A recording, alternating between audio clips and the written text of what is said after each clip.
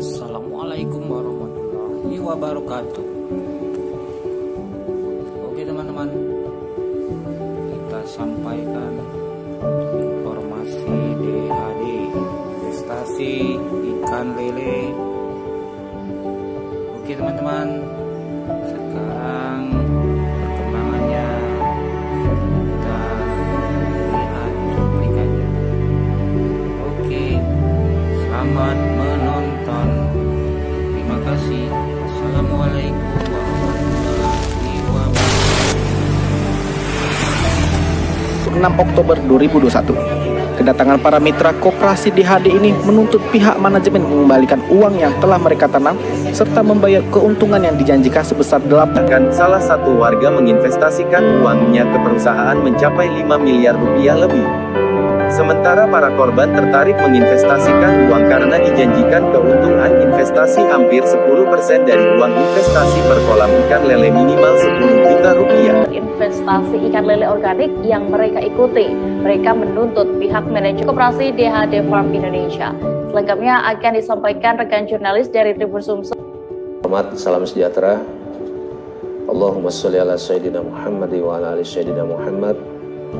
Yang saya hormati dan saya banggakan seluruh mitra DHD. Hari ini sengaja saya melakukan verifikasi, ya kan.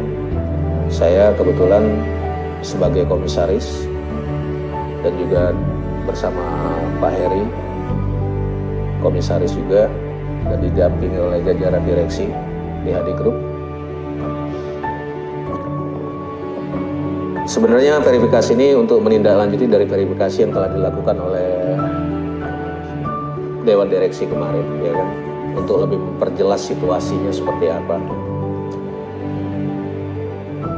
Hal ini sebenarnya lumrah dilakukan pada suatu perusahaan, mengingat di jajaran direksi yang lama di Mitra Indotama itu berlangsunglah perjalanan antara bulan September sampai dengan di bulan Mei 2021. Jadi September 2020 sampai dengan Mei 2021. Pada saat di bulan Februari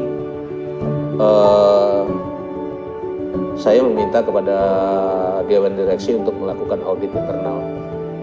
Audit internal ini ditujukan agar kita bisa menguji coba sistem kita setahan apa, ya kan, permasalahannya sejauh apa, agar ke depan perusahaan kita tidak salah langkah dalam menjalankan sistem ini dan lebih mantap lagi menjalani sistem ini untuk demi kesehatan DHD, terutama dari sisi keuangan dan juga dari sisi manajemen. Karena mengingat usia DHD sudah menginjak di tahun ketiga, dan harapan saya pribadi dan juga sama seperti harapan jajaran direksi dan juga mitra-mitra, DHD ini bisa berumur panjang hingga 20 hingga 30 tahun ke depan. Saya selaku komisaris meminta audit ini di bulan Februari dan mulai dieksekusi pada saat di bulan Maret 2021. Nah, dari hasil audit tersebut kita temukan beberapa poin masalah. Salah satunya yaitu poin masalah di keuangan. Pertama, poin yang kita temukan dari tim audit yaitu ketidaksinkronannya pembayaran panen database pembayaran, seperti satu, tidak sesuainya beberapa jadwal mitra, terkesan dipercepat. Kedua, tidak terhubungnya biaya pemotongan pada proses cicilan maupun perpindahan kolam. Ini kita temukan juga beberapa data. Poin kedua utama yaitu database yang terdata terindikasi tidak match dengan data yang sesungguhnya yang kita ambil dari data manual dan laporan di bulan. Sinta Anggraini yang kini Sinta. Ya, halo rekan Dea. Ya, rekan Sinta, bisa Anda ceritakan bagaimana kronologi lengkap sampai bisa para mitra ini menduduki kantor DHD Farm Indonesia? Investasi apa juga sebenarnya yang dijanjikan oleh DHD Farm Indonesia ini?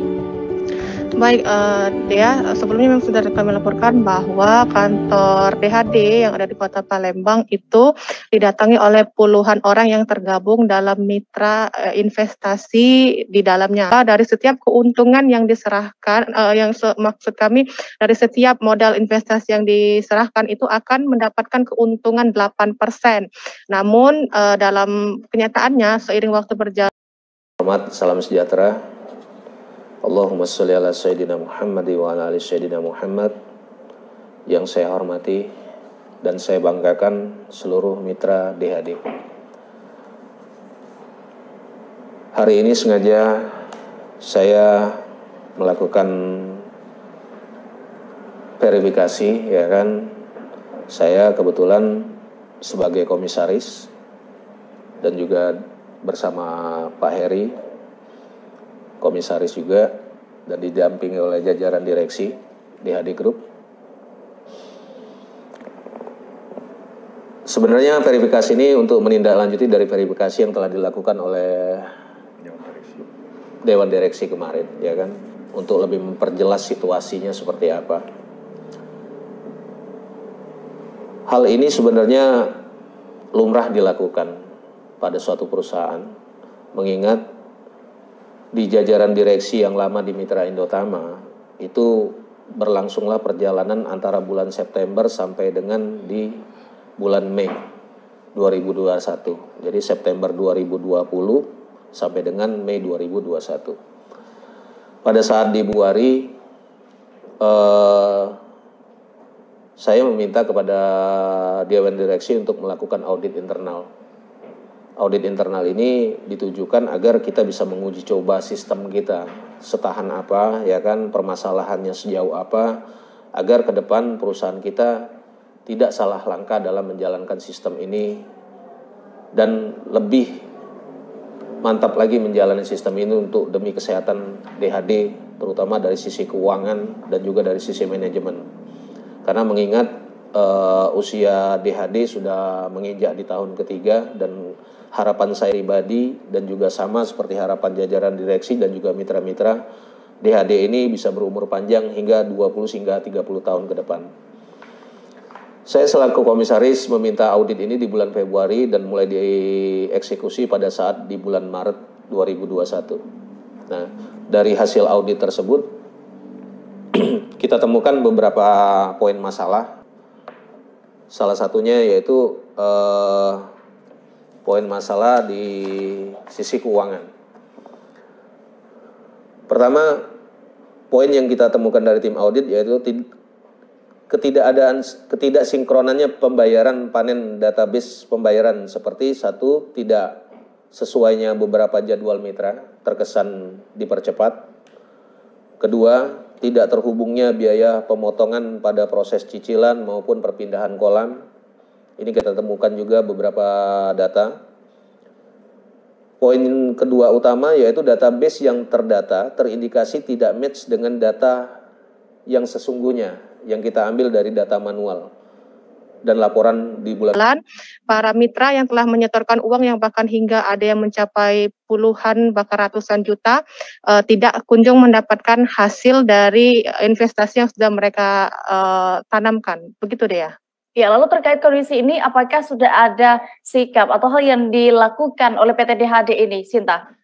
Baik, dari operasi DHD sendiri, di mana mereka mengatakan bahwa penyebab dari macetnya keuangan di Koperasi DHD adalah karena adanya dugaan penyelewengan dana oleh manajemen yang pertama, di mana ketahui bahwa saat ini Koperasi DHD sendiri sudah dikelola oleh pihak manajemen yang kedua, seperti itu. Koperasi DHD sudah melaporkan tindakan itu pada aparat kepolisian, dan perwakilan dari DHD tersebut juga menyampaikan rasa permintaan maaf kepada seluruh mitra dan meminta kepada seluruh mitra untuk bersabar, sebab mereka juga sedang melakukan berbagai upaya untuk menyelesaikan persoalan yang terjadi. Seperti itu deh ya. Ya, lalu apakah sudah ada langkah hukum yang diambil atas apa yang terjadi di Koperasi DHD ini?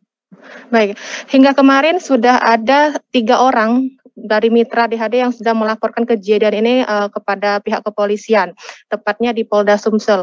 Atas laporan yang ada kemarin Kasubdit 4 Polda Sumsel itu mengatakan bahwa untuk menangani dari persoalan ini, mengingat memang jumlah mitra dari Koperasi DHD sendiri banyak, sehingga ada kemungkinan akan ada korban-korban lain yang melapor seperti itu.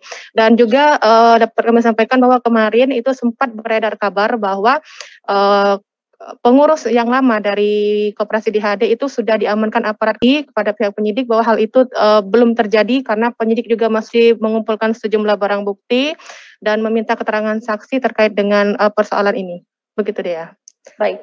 Tribuners, tadi juga rekan Cinta sudah berhasil mendapatkan keterangan melakukan wawancara serba usaha Darussalam yang disingkat itu PT DHD.